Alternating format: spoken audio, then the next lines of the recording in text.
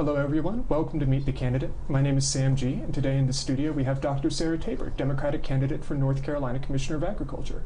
Dr. Tabor, thank you for joining me today. Of course, appreciate the opportunity to be here. Of course. Well, first of all, just tell us about yourself. Who is Dr. Sarah Tabor? Sure.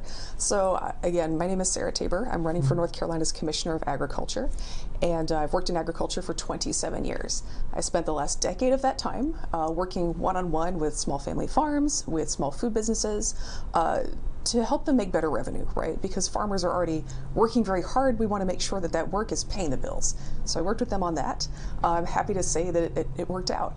Every single one of my farmers is still in business, which is weird in agriculture. And altogether, they're now making quite a bit of money and building rural economies and just building their food system where they are. So I'm very proud of that accomplishment. And just bringing that experience to the state. We have a lot of need to build new food businesses, keep agriculture going in the state, which I'm sure we'll talk about more. But we need someone with a lot of business development experience, not just for themselves, not just running your own farm, but working with other people who may be in different circumstances and helping everybody find a path forward. So, Gotcha. So you have 27 years of experience in agriculture. What did you learn from that time? What have you brought to your candidacy? Sure. Well, every farm is different. I mean, is one thing. Everybody's got different opportunities and different needs and different obstacles. And so you have to meet them where they are. And I think another important and hard lesson was if it's worth doing, it's probably not going to be easy. That's a big one in agriculture, comes up a lot. And the third thing I would say is there is so much opportunity. There is so much opportunity in agriculture. There is so much opportunity in rural areas. And the challenge is not really, it's not lack of opportunity. It's the folks who are really well positioned to grow into those opportunities don't necessarily have the resources that they need to do that. That's really our biggest obstacle in agriculture, and that's what I've learned working with folks. Gotcha. Well, off of that, what would you say is the state of North Carolina agriculture today? Sure. Huge amount of opportunity, but at the same time, also a lot of challenges. I don't think it's an exaggeration to say that North Carolina agriculture is in crisis right now. Our farm GDP has been dropping for 20, 25 years now, just consistently. We have a lot of figures out there used to show that our farm economy is doing well, but when we talk to folks who actually live in rural areas, they're generally not feeling that, right? When you look at the actual numbers of our farm economy and what it means in real numbers, it has been consistently in decline. The farmers here make as little as half as much per acre as the farmers in Georgia and Virginia, right? So that tells you it's not a weather problem. It's not a soil problem. It's an us problem. It's our ability to bring economic growth to our rural areas in this state problem. So I guess those are the issues. It's really easy to talk about the problems, but at the same time, we should probably also talk about all that opportunity. Here in the United States, we have a lot of demand for fruits and veggies. Currently, that's being met by California. They're having their own challenges right now. They're running out of land, water. Here in North Carolina, we have many of the advantages that made California good at fruits and veggies, but we have more water, and that didn't used to matter the way it does now. So that's a huge opportunity for us. Fruits and vegetables tend to make a lot more money, than the crops we currently focus on, which is corn, soy, cotton, tobacco.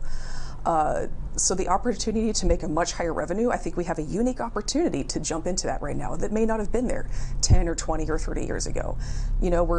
We're in the present moment. A lot of folks think of agriculture as being about nostalgia. To me, agriculture is we have a future to think about, and that's what agriculture needs to be about. We know agriculture doesn't move quickly, and that's why it's important to take a longer term view and just really be thinking about the future when we make our decisions. Gotcha. Okay. On your website, you say your policy platform has 3 main points: expand what we grow, who we do business with, and who makes a living in agriculture. Can you go a little bit more into detail on each of these? Yeah, so first priority is expand out what we grow. So we kind of touched on this a little bit already. North Carolina is fairly diverse for a U.S. state in agriculture, but we have a lot more opportunity to broaden out. Again, pulling in pulling a lot more of those fruit and vegetable crops that make higher income per acre is going to be a huge opportunity for us. And we actually already have a lot of farmers who know that. You'll see in North Carolina about 10, maybe 15 years ago, a lot of our farmers who had the means, who had a lot of acreage, slowly started, and quietly really, started moving as much of their acreage from corn, soy, wheat, tobacco, into fruits and vegetables, so tomatoes, melons, cucumbers, strawberries, things like that are going to make a lot more money per acre. We can get into the weeds on how much more those things make per acre. It's really impressive. It's going to knock your socks off if you don't know those numbers. But we have a lot of our larger farmers who have the means already quietly transitioning as much of their land as they can into those higher revenue crops because they know the business behind it is sound, right? What we don't have is the information. A lot of people who don't have those larger operations have the ability to really crunch through the business math, may not necessarily know that the opportunity is there, right? So even though transitioning to higher earning is usually good for about everybody, a lot of folks aren't aware that that opportunity is there. And also the resources to make that switch, right? Because growing higher revenue crops, it is more investment up front. There's more work, there's more effort, that's why they pay more. You still come out ahead because they pay a lot more. But you do need to be able to make that investment up front to be able to make that move. So that's something a lot of folks don't have access to. And that's something that I'm really looking at. If we want to bring the state forward to really support our rural economies, that opportunity needs to be there for everybody. It can't just be for a few people, or we're going to keep having the same problems we're having now. So that's broaden out what we grow. And what about who we do business with and how we do business? Sure, yeah. So who makes a living in agriculture is another one. And I do apologize for, I think each of these points here, I think there's an expectation often that agriculture is supposed to be simple. But there's a lot to it. So we're going to take a little bit of time to unpack each of these things. Agriculture is actually really complicated, and we need leadership that's willing to take the time with people to unpack all of that. So who makes a living in agriculture? I like to say there's three ways to get into farming, right? One, you get born into it. Two, you marry into it. Three, God help you, Those are your three options. It is very difficult for anybody who wasn't born into agriculture or could marry in to get started. And that cuts off opportunity for a lot of people, including a lot of folks who grew up in rural areas. Most people who live in rural areas are not farmers. And if that's the main business in your area and there's no way to get in, well, then it's no surprise why so many people who grew up in rural areas wind up leaving, right? So it cuts off growth and opportunity for rural communities if you can't get into farming, right? It keeps our farm sector stagnant because people with new ideas and new sources of capital can't get in, right? So it's keeping our rural economies it's forcing people to leave, because you can't get into farming, and it's also keeping our farm sector fairly stagnant. And I think it helps explain why here in North Carolina, part of why our farm economy is lagging so far behind. It's very difficult to get new ideas and new crops started because it's difficult to get new people in. I think it's appropriate to point out we're also leading the country in farmland loss, right? Are we really? Yeah, I think the only state losing more raw acreage than us is Texas, and they have quite a bit more to start with. Right. Yeah. That's not a thing you want to be number one in. And I just go back to how hard it is to get started in farming. That also goes for people who grew up on a farm. Financially, it's a very difficult role to step into, to take control of the family farm, right? You hear a lot of folks say kids these days don't want to farm anymore. What you'll notice is, how often do you see people go to the kids these days and ask them why? You don't really see that. As a young person in agriculture, I can tell you it's a big financial challenge to run a farm if they're not making money. Right. If your family is trying to hand you a farm that is losing money, and if you're a young person who doesn't have the finances to afford a farm that's losing money, that's a very difficult thing to step into. It's not going to work for a lot of people. So the fact that it's very difficult for new people to come into North Carolina agriculture, that applies to people who weren't born into farming, and it's even bad enough that it's affecting people who were. Right?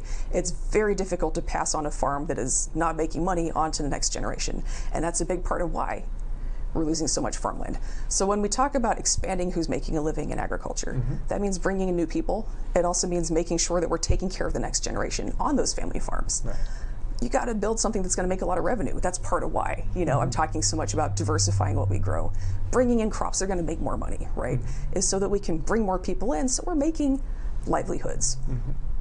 just broadening out who's making a living in agriculture. It's going to make people want to farm if you can make a living doing it. It's going to help us keep farmland in business if we're making money. And some of that comes from keeping folks in agriculture, but a lot of it has to come from bringing in new people. Like we just need some fresh blood in this sector to keep it going and keep it growing and staying abreast of the future. So that's number two. Equal opportunity lending is also a huge part of that. When we have a situation where there's discriminatory lending, that means we're not choosing people based on talent. It means we're choosing them maybe based on what they look like. And I think that also explains maybe part of why our rural economy feels so depressed. We're not picking winners, based on who's going to be competitive. We're picking winners based on network and social standing and things like that. And I don't think that helps us as a state. So in order for our rural areas to thrive, again, we have to bring in new people based on skill rather than are they already here. And I think to finish it off, broaden out how we do business. Right.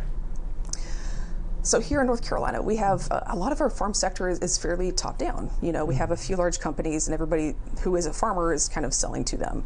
And there is often a purpose to partnering with a larger outside company, but when it becomes the default and there's so few of those companies that there's not much competition, that can make it very, very difficult to have a free market, right? To have competitive, wages, to have competitive pay for farmers, right?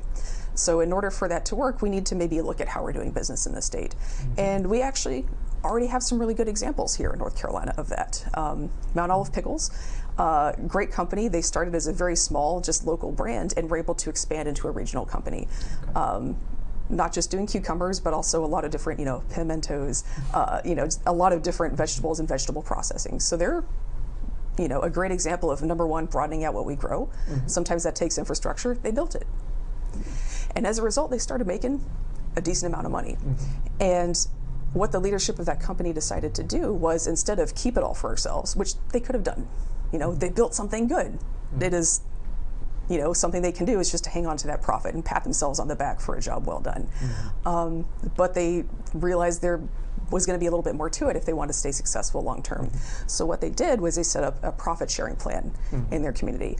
And if you go to Mount Olive, it's a rural area. It's not that there's no poverty. That's always going to be potentially a facet of rural life and life anywhere.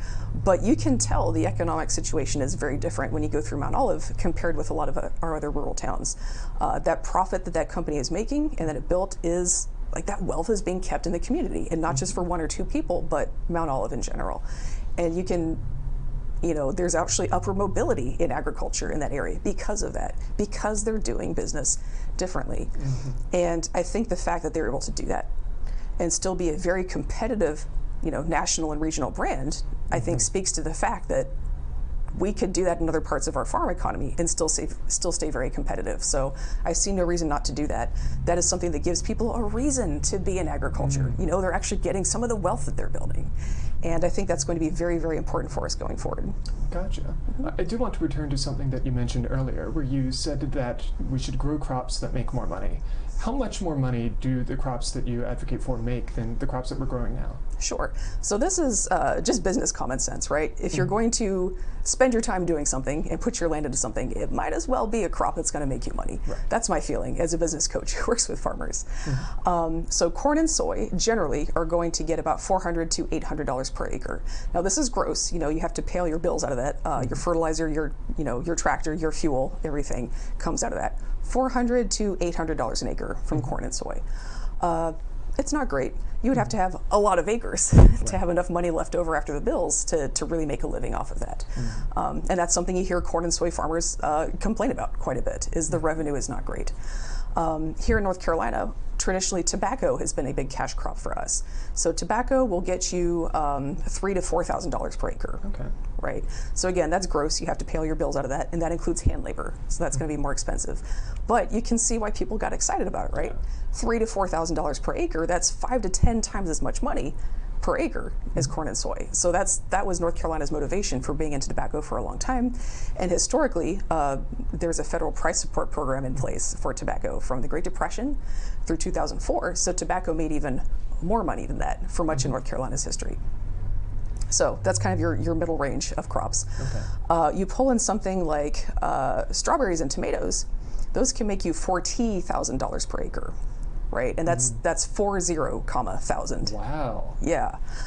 There's a lot of revenue potential in those. And again, of course, a lot of that is going into, you have to do more work up front, right? You have to install drip irrigation, you have to put in some mulch. There is hand labor with those as well, but that's why they pay more, right? And even after you take all those expenses out, you're still coming out ahead of where you would with corn and soy. And so if you look nationwide, when a smaller farm is able to stay in business compared to the larger ones in their area, it's usually because they switch to higher revenue crops. So as someone who works with farmers on making sure their business is working, that's the number one thing is if you keep losing money growing this crop, you don't have to keep doing that. Like you can choose a different pathway for yourself. So let's make sure people have the information, know what their options are, know that if corn and soy is not working for you, for example, there are a lot of other options out there. And I want to be very clear that for every farm, what it costs them to switch to a new crop is going to be different, right? There is no one size fits all answer. I think here in North Carolina, because tobacco was such good money for so long, we kind of got used to everybody grows this one crop. And so we got used to the idea of a one size fits all answer, right? We got very accustomed to having a silver bullet that held up our economy for 3 generations. And that doesn't exist without a federal subsidy program, frankly. And even then, we still have those with corn and soy, and they're not making it worth it, right?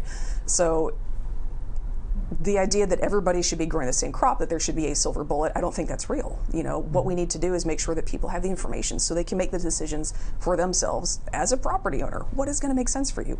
What is the size of your property? What's your soil like?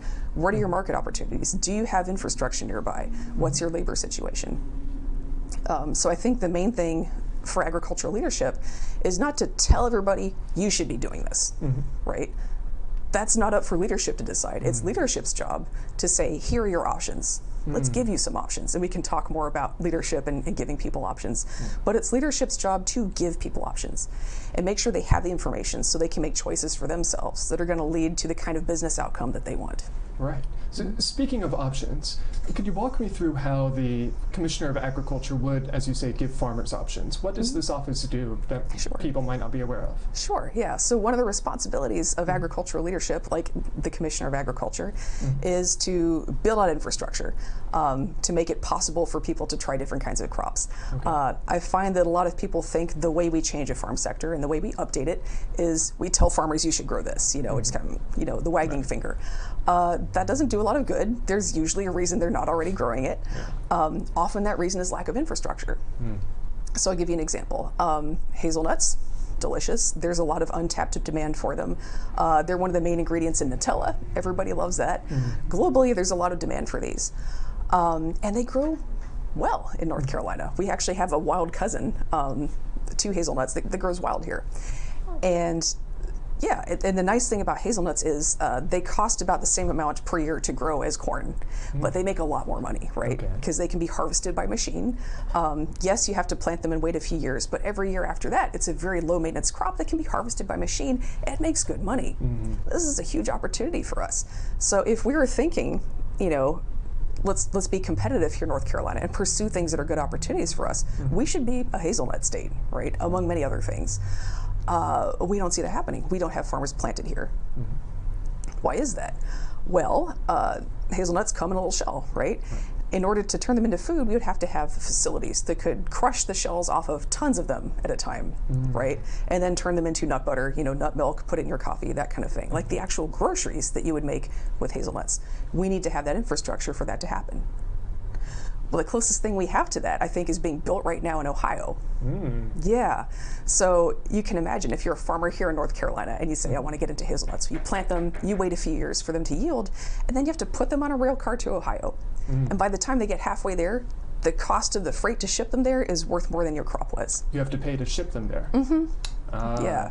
So if we want to explore this opportunity and make use of this opportunity here in the state, we have to build infrastructure. And that can be the state can put together a facility. It can be a private-public partnership where we say, hey, company that does hazelnuts or nut processing, we would like to attract business here, right? We do this for every other sector except agriculture. You know, in Greensboro, they brought in an auto battery manufacturing plant, and they did that by saying, look, we've got an industrial site with roads, rail, three-phase power, water, sewage, a workforce that's a good fit for you, probably some tax breaks. And they said, won't you come here and build a plant, because we want this industry here in our state. That's how you move forward. That's the job that leadership is supposed to be doing. And we're doing that for every single sector except agriculture. And then we wonder why it feels like agriculture is falling behind. That's what a commissioner of agriculture should be doing. And the kind of leadership we've had from that job right now has just not been that. We have had, I think recently in the last few years, if you're involved in agriculture, we saw hemp become really big. A lot of farmers planted a lot of hemp. And at the same time, we didn't have any places in the state that would turn hemp into paper, into textiles, into construction materials, right? So we had a lot of interest in farming, and that was not met by infrastructure to make that farming possible. And so we had a lot of farmers grow a lot of hemp. They had bumper crops, and then there was nowhere to sell it. And so you had a lot of farmers lose a lot of money on hemp. You know, they had tons and tons of basically expensive garbage that they just thrown. It couldn't be used. And so that turned a lot of farmers off, and they said, I don't think hemp is a good opportunity. So that's a boat that came, and we missed it because our leadership did not do the work of putting in the infrastructure in place. If that's not what an agriculture commissioner is supposed to be doing, I don't know who's supposed to be doing that. That is a leadership job that exists for a reason. They're supposed to take point on that, and it hasn't been happening. So again, when I look at the fact that our farmers are making as little as half as much per acre as the farmers in Georgia and Virginia, you can tell it's not soil, you can tell it's not weather. It's something here in our state, and I think it's the lack of leadership bringing those opportunities and those options to farmers to pick for themselves. Gotcha. Well, that makes a lot of sense to me, but why should somebody who isn't a farmer care about this race? Like myself, I don't have a farm. Why should I vote in this election? Sure. It's a great question. I get it a lot. And, you know, one thing I like to tell people, a little bit of a joke, but nobody asks, I don't know if I can vote for Attorney General because I'm not a lawyer, you know. Right. Nobody says that. We understand that this job affects us in many ways. So if you buy food, you know, this job is pretty relevant to you. You know, just, you know, Commissioner of Agriculture is over agriculture, as we just discussed. There's also a lot of other things. Grocery stores, you know, there's somebody who's supposed to be in charge of making sure their scales are charging you properly. So that if you go to the store and get a pound of bananas, they charge you for a pound, not a pound and a quarter. Right. There's someone in the state who's supposed to be making sure that they're doing that. That's the Commissioner of Agriculture. They're over weights and measures. Didn't know that. Yeah, so that's a big consumer protection job that matters for everybody. It also matters for stores too, because if their scales are underweighing things, then they're losing money, and that can be a difficult thing to keep track of with calibration. So it helps to have someone, you know, who comes out and checks your scales for you. That's a really important public service for everybody, and that is under the Commissioner of Agriculture here in North Carolina. Consumer protection and business protection that matters for everyone. Let's see, wildfires, that's another big one. Firefighting in our forests is under the Commissioner of Agriculture in this state. And I think we don't typically think of wildfire as a southern problem, but it is, and it can be, and it's becoming more so. We have a lot of folks building neighborhoods into forests. Close to half our state is in forest. It's piney forest that needs some fire to stay healthy. Some controlled burns are good. But it's also, we gotta have people there to make sure that they don't go out of control. Right. They stay out of homes. And we're having more longer, hotter, dry spells. That's gonna make our forests that we do have, that were safe before, more prone to being on fire and harder to put out. So it's really important we have a fire service staff that's like up to par, that's able to do what they need to do. Unfortunately, I've been hearing from a lot of folks who work in forest fire prevention, and that they don't have the equipment that they need. They've had equipment break down in the middle of fighting a fire. So imagine you're on the job, you're fighting a forest fire. It's a risky job, and your equipment breaks down. Not a situation I want to be in. Not a good feeling, right? And so it's very difficult to keep people on the job. You know, and they're also often not getting paid enough to live where they work, which makes it difficult to get to the fire on time, you know? And so that seems like a basic thing where if you're over this department of, you know, handling forest fires, that seems like that's table stakes to me. We should be able to do that. Support our firefighters, make sure they can do the job, make sure they can afford to do the job. That's something that matters for all of us. Another one, let's see, where to go next? This job handles so many things, it's kind of mind-blowing. Animal shelters, you know, that's just cats and dogs. North Carolina, our shelters have one of the highest kill rates in the country, and that is something the Commissioner of Agriculture is over in terms of funding, in terms of having funding for, you know, vaccination and neuter programs for animals. I personally have done that thing where you trap feral cats in your neighborhood, take them to the vet to get spayed and neutered, and bring them back. And it's really effective at keeping feral cat populations down because they stop reproducing. But the vet hospital was in our area that had a grant to do that is out of money, right? So now I have to pay, I don't know how much, and we've got quite a few more cats to get through, right? So this is something I'm experiencing personally. The Commissioner of Agriculture can take charge on that. Yeah, we have kind of a feral cat situation in our town, and a lot of rural North Carolina as well. It's a whole thing. And so the Commissioner of Agriculture does have jurisdiction over that and should be responsible for that. Disease control. Commissioner of Agriculture is in charge of handling livestock diseases. So when we have an outbreak of bird flu on our poultry farms or in our dairy farms, as is happening now. That happened recently. Yeah, and it was very difficult to know what was going on because there wasn't necessarily like great communication between, you know, like farmers didn't necessarily know what they had to do, how they had to report it. They didn't know what would happen if they did. So there's a lot of groundwork that goes into preventing livestock diseases and managing them as they come out that you have to do beforehand. Farmers need to know what to expect. Again, there can be a lot of distrust between farmers and government. You know, they think if somebody finds out that I have this weird new bird flu on my farm, it's going to turn into that scene from E.T. where there's, you know, where like folks roll up in trucks. That's not going to happen. But people don't know what to expect. And so if you don't create that relationship beforehand, and if people don't know what to expect and they don't know who they're calling about this, they're not going to do it. And so it can spread unknown, unmonitored.